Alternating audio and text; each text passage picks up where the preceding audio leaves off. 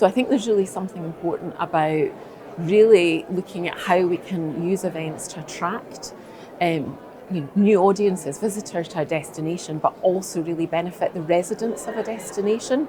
And I think that's something that takes collaboration and teamwork. And I think that's the thing that we all need to focus on.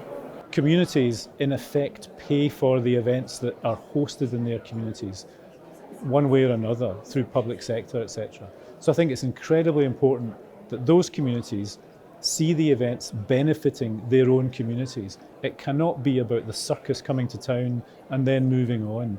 And I think that's a really important message. And I think leaders in the event sector have to be advocates for events and have to be really, really clear about being able to demonstrate the benefits that communities achieve through hosting those events. I think that is the single biggest challenge that we face. Trying to understand what is an event designed to do, what can it do, and how do we make sure it does that? And so really, embedding all of that thinking about impact, long-term legacy of an event at the outset, and then making sure you put the structures in place, put the measurement frameworks in place, really understand the outcomes you're trying to deliver, and doing that at an early stage. I think ultimately that benefits everybody, and it helps events to be more successful, more sustainable. Honestly, just putting a lot of care and effort and being specific with what you're trying to do with your events. The days of burning and turning events, so to speak, bringing them in just for the economic development or just for the room night generation, which is a big component in the US market, I think those days are gone. I think people are realizing that there's power in sport, there's power in events, and it's a perfect platform to create lasting change, not just within your community,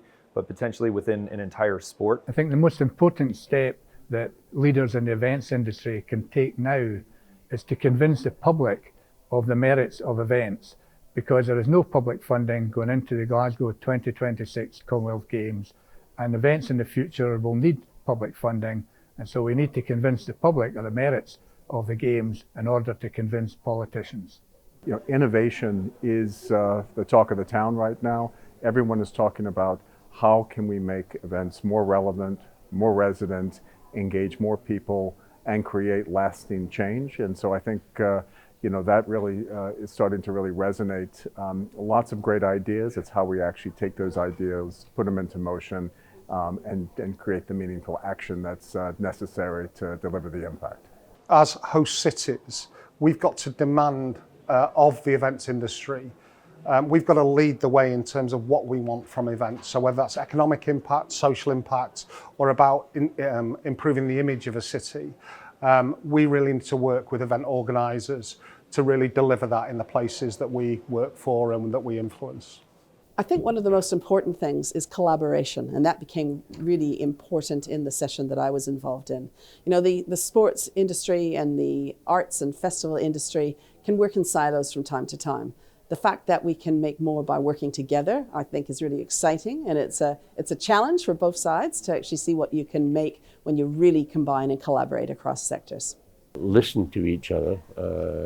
One of the joys of Host City is the whole breadth of the audience.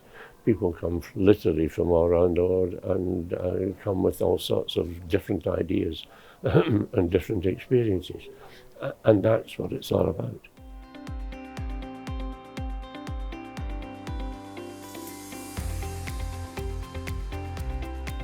So really pleased that we won the award for resourceful event delivery, and this was mainly around our project that we delivered with Paris 2024 Olympic and Paralympic Games.